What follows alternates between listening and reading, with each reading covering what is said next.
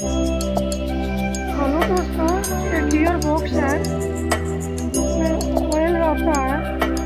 Oil के चलते काफ़ी दिनों से नहीं हुआ है। ये आप देख रहे हैं, इसमें थोड़ा पानी मिक्स होता हुआ और ये चलते चलते इसका कलर है और जो है ग्रीस में बदल गया है।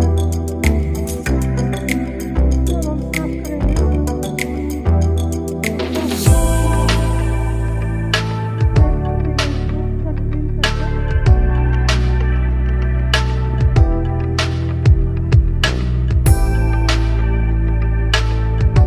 ये अपना गियर बॉक्स है, छोटा सा गियर बॉक्स।